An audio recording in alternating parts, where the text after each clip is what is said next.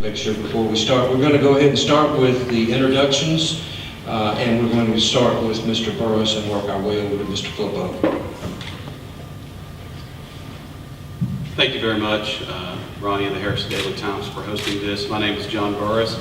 I'm a candidate for state senate. I've had the privilege to serve as a lot of your state representative for the past 5.5 years from Boone and now part of Carroll County. We'll discuss a lot of issues tonight. I hope that you remember two things about me and my service to you over the past 6 years. One is that I've tried to pass conservative policy, and then also I've tried to elect conservative candidates and leaders. I had the privilege to serve as the House Republican leader for 3 years, during which time we were able to win more seats than we've ever had, and then eventually a majority, and pass conservative legislation. And that was a tremendous honor for me. The legislation that we passed, I'll quickly mention things like voter ID. We had to override a veto to do it, but we did. We passed the most pro-life legislation in the country. We cut the income tax for the first time in the history of the state. Those are things that I hope as a conservative you can be proud of. I was proud to be involved with them. I was proud to be a leader as part of it, and I hope to continue that in the state senate. Mr. Osmond. Good evening. I'm David Osmond, and thank you for the opportunity to meet with you here and discuss these matters with you. I thank you for being here. I have spent the last 7.5 years of my life as the mayor of Mountain Home, but 34 years prior to that time I practiced law in Mountain Home. I'm married to my wife Nancy. We have 4 children and 7 grandchildren. I'm a conservative. I believe in pro-life. I am an avid hunter, a gun owner, and a defender of our Second Amendment rights. As your state senator, I will do my best to pass laws that will promote job growth, improve the prison system, improve our health care at a lower price, and to pass budgets that will be efficient and utilize your money in a wise way. Thank you. Mr. Flippo. Good evening. My name is Scott Flippo, and I'm a candidate for the state senate here in District 17. Now I'm from Mountain Home, Arkansas, born and raised, and graduated high school there. And I have it on good authority. You folks aren't going to hold that against me tonight. Graduated school from the University of Arkansas in 2003 in a bachelor's in business administration. My true education came when I bought Carefree Living and Assisted Living over in Little Shoals, and I got my PhD in the real world. My experience has been in the private sector. Can y'all hear me? Back up. Okay. My experience has come in the private sector, and I understand budgets, sacrifice, making do with what you have, and these are some of the things that I do not believe that we're getting effective representation from our current government on. If we talk about the same rules that our government plays by, we wouldn't have jobs, we wouldn't have businesses, we wouldn't have homes, we wouldn't have any kind of tax base to fund all these government programs. I am a conservative. I support the Second Amendment, protect our life. When I'm elected, my vote will reflect that, and I appreciate y'all's support. Okay. We're going to start with the first question going to Mr. Burris, and then we'll work our way over to Mr. Flippo so that everybody has an opportunity to go first. And the first question is, what can be done to minimize expense to taxpayers in regard to Neighbors Landfill and the illegal tire dump in Baxter County as it faces closure?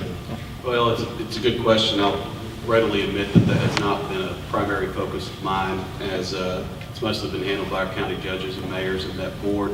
I've monitored from a distance. I think we have good leadership in place from Boone County. I think through Judge Norton and others, the mayor, who have been working on that issue. It's going to get resolved. Everybody knows how complicated of an issue it's been. I'm a very big believer in not offering opinions on matters of which I have not readily studied, and I would put that in that category. It's up to our local leadership. I think they'll get it right. It's hard to get it much more wrong, so I think there's nowhere to go but up, and I think we're going to get there. Mr. Osmond?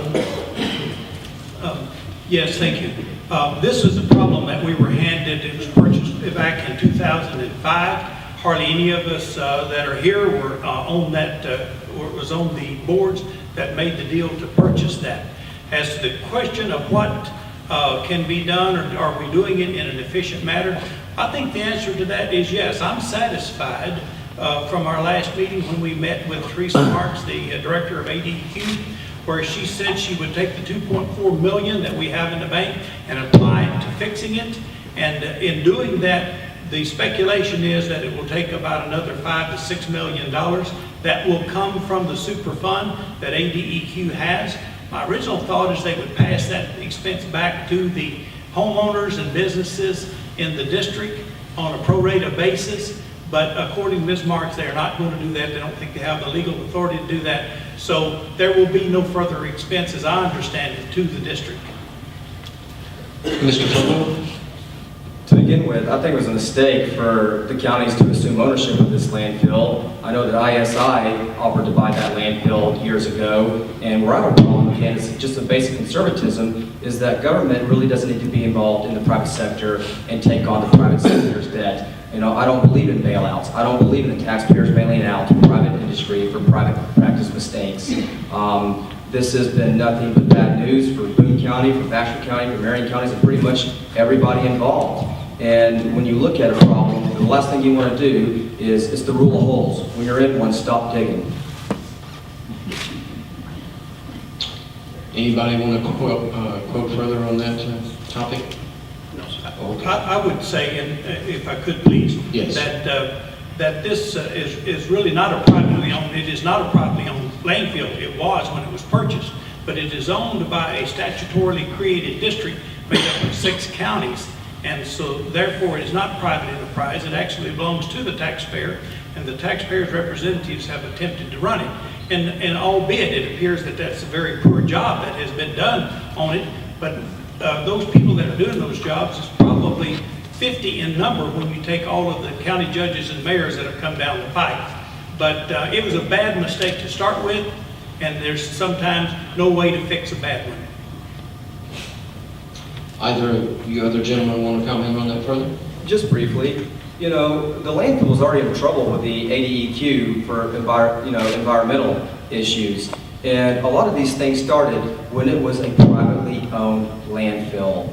And where I come from is that, again, you have had turnovers of judges and mayors and all kinds across the board, which reinforces what should have been done on the forefront, which was we do not need to put local governments in charge of running a private business where they do not have any expertise, because I think this is what shows you, this is what you get. May I please? One more. Okay. I don't disagree with what Mr. Flippo said. However, there's not a person in this room that made that mistake. So to hold that against anybody that is here, including Mayor Crockett or me or the county judge or anybody else, we were not a part of that mistake. Okay. The next question goes to Mr. Osmond. What is it that differentiates you that would be of importance to Republicans and Tea Party members in our area? I am a conservative, but am I in the neighborhood of a Tea Party?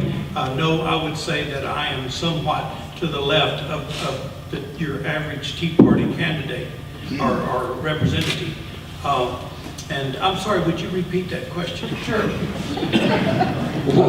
Is there anything that differentiates you from your opponents that you would believe are important to members of the Republican Party or the Tea Party in our area?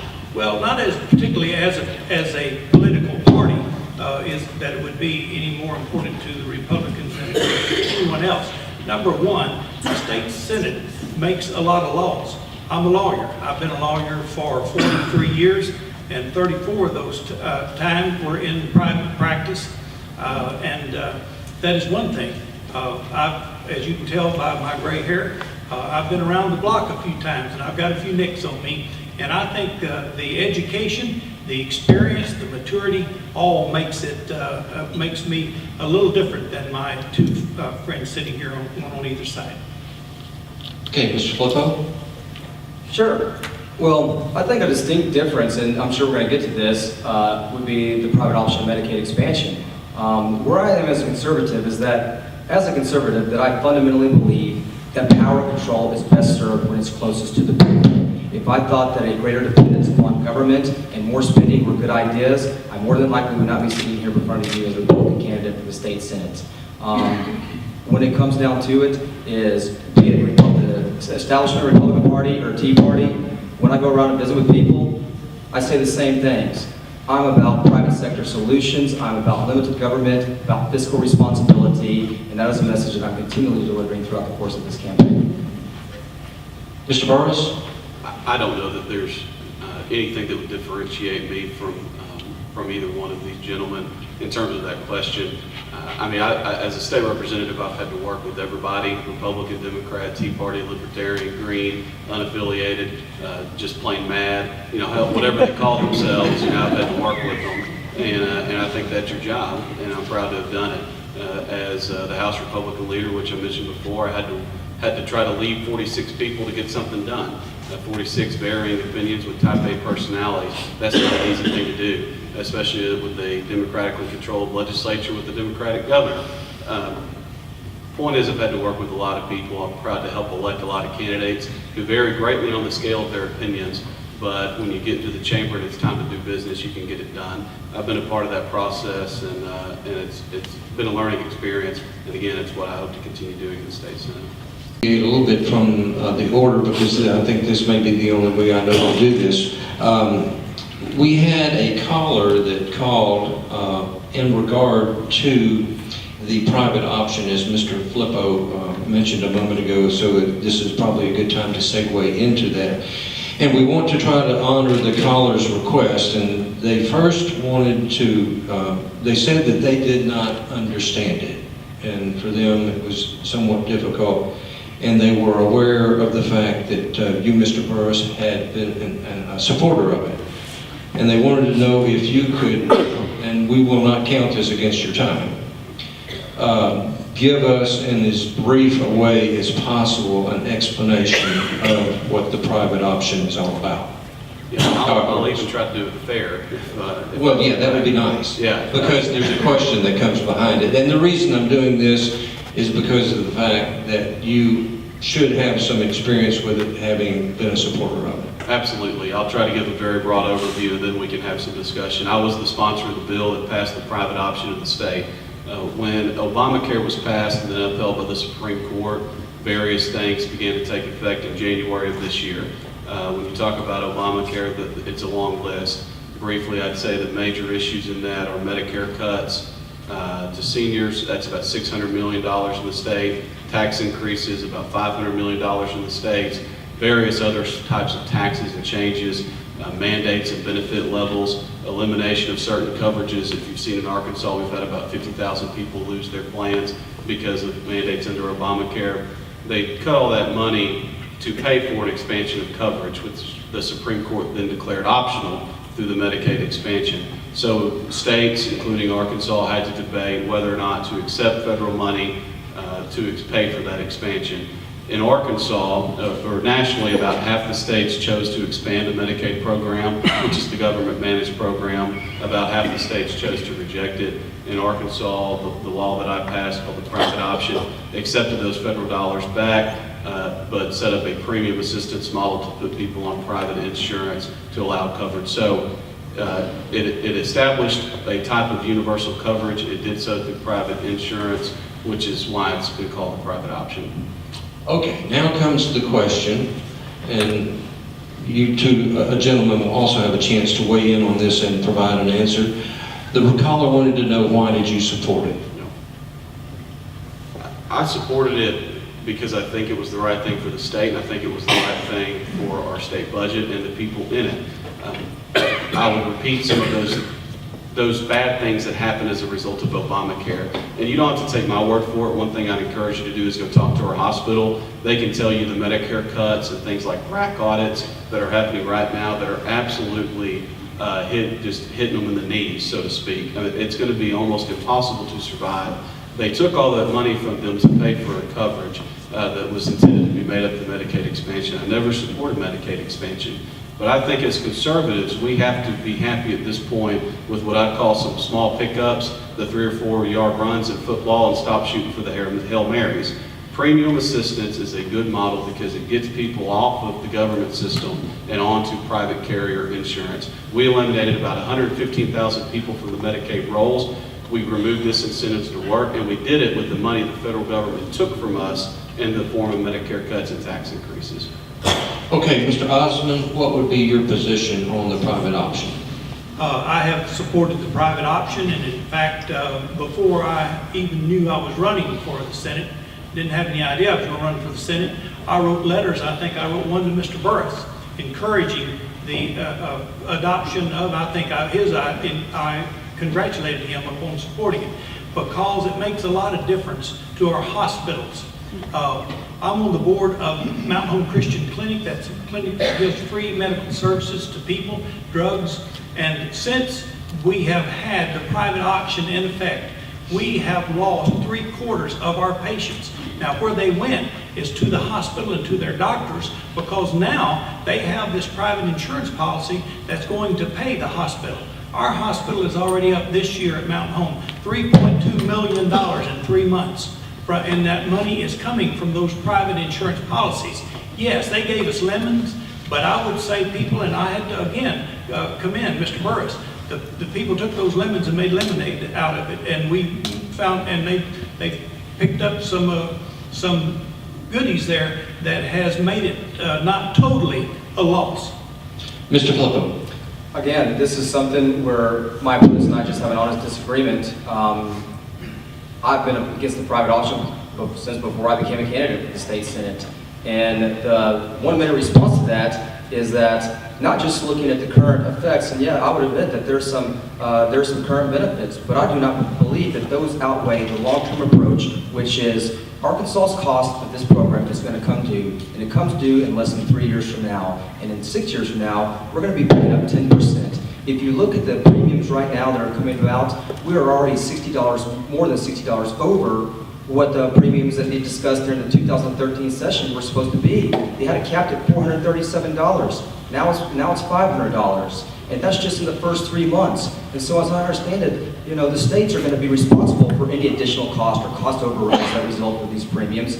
And the only way we get out of that is by asking the federal government, because when you take money from another entity, guess what? You got to play by their rules. And so it's a very short-sighted approach to just look and say, we need this money now. Again, how are we going to pay for it and how are we going to sustain it? Because those are questions that I have to ask myself every day in my own business in order to be a taxpayer that comes on to all these programs. Mr. Burris or Mr. Osmond, would you like to retort? Absolutely. I think a lot of you probably agree with me. If you can't say it simple, you can't do it simple. That's a saying I heard a long time ago. The problem with this debate is there's nothing simple about it. Anybody that tries to tell you it's simple isn't being honest, and they're playing to your emotions. So there are a lot of factors in play as a result of healthcare reform. I would be happy to always talk to you. All of my contact information is very public because and more than anything, I think I'd encourage you to read the bill. It's House Bill 1143. We established ways to pay for it. In fact, we required eliminations in the state budget for uncompensated care to pay for our share of it.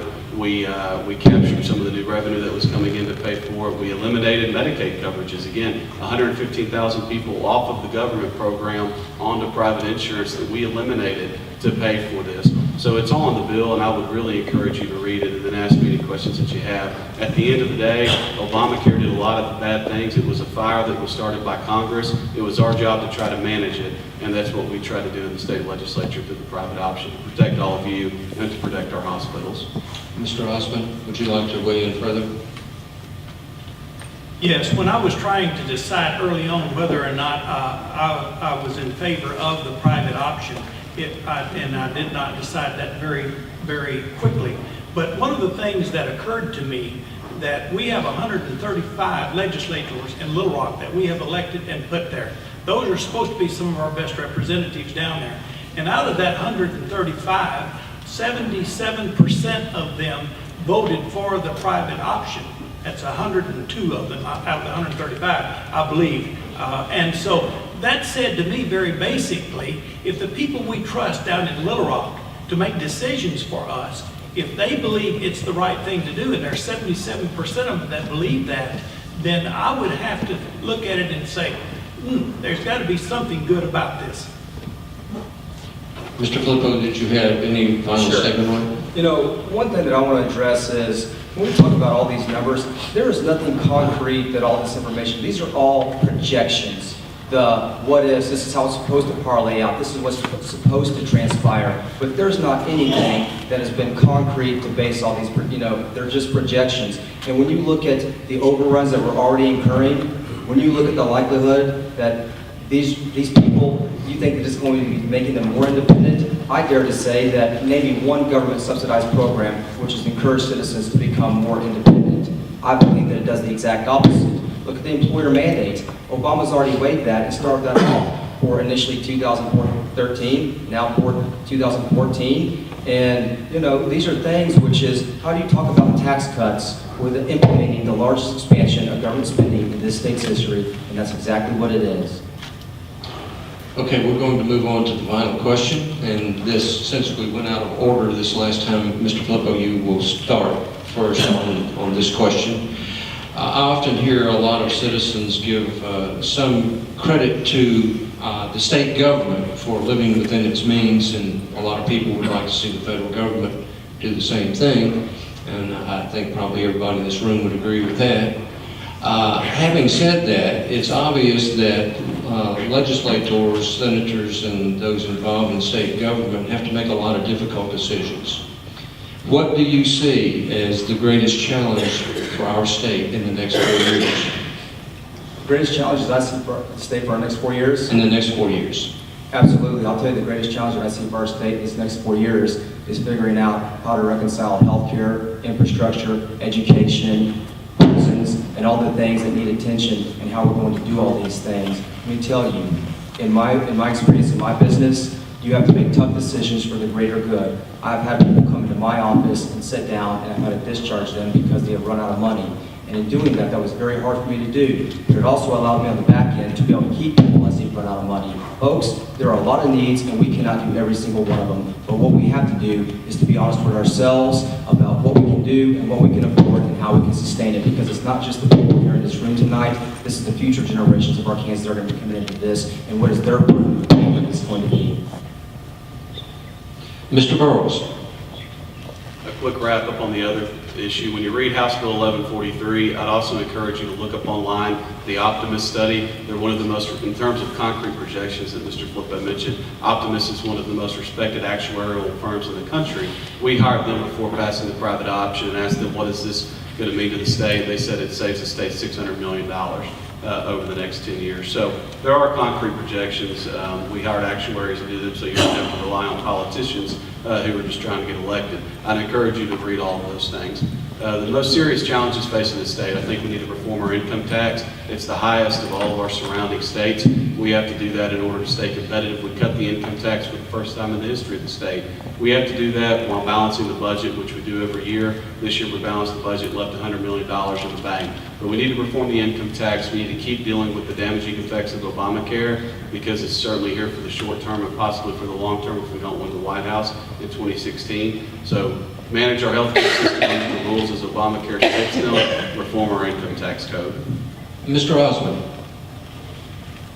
Yes, I would say money is at the top of that list, and under that broad heading is our health care, our prison system, our education system, and we're going to have to find unique ways to deal with that. And back to the private option, there was a consultant brought in with the State Department of Education, and they determined that there were so many part-time employees, that's ones that work less than 30 hours per week, that they could take off of the school insurance and move them over to the private option insurance and save the school system.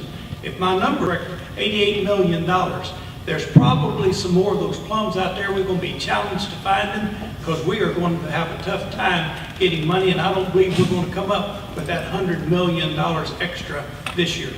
Hopefully we will, but I'm going to need to see it. Okay, I think we started with Mr. Filippo on that, did we not? Yes. Okay. Did you have a rebuttal to any of that? I think just in closing, just the simplest say is that we have a finite amount of resources. As was said earlier, the federal government gets to print money, we in Arkansas do not. And so that necessitates making tough decisions and tough choices, which is with regards to the private option. One of the major reasons that I am opposed is that not only is it that I do not believe that a new government program is going to solve our healthcare crisis, but I do not believe throwing Arkansas into even more significant amount of debt is going to do anything that's going to help our future budgets, to address our future needs, and that is something that's got to be taken into account whenever you increase government spending. Mr. Burrows. Yeah, I would note, in a direct rebuttal to what was just said, Arkansas has no debt. We balance the budget every year. This year we left $100 million in the bank. When asking you to consider whether or not you think the private option was good, I always tell folks, I don't want you to agree with me all the time. I want to explain why I do something. Then I want you to at least walk away and say, well, we get where he's coming from, and then we like what he did on everything else. I wanted to, and that's never more true than with this issue. But here was the deciding factor for me on the private option. In Arkansas, and without the private option, you got health insurance through Medicaid by not having an income. That's a fact. Without the private option, that's where we return. Ronald Reagan said that if you want to get more of something, you reward it. You get less of it, you penalize it. In Arkansas, I'll repeat it again, you got Medicaid by not having an income. How many of you think that's a problem? I do. Because if you're a person trying to progress yourself through society, you see the person getting everything for doing nothing, you're eventually going to become that person. It was a bad system. Obamacare made it worse. We tried to fix it on a state level, and I think long term, we're going to see that we did a good thing. Mr. Osmond, do you have a final comment? Okay, gentlemen, thank you so much for joining.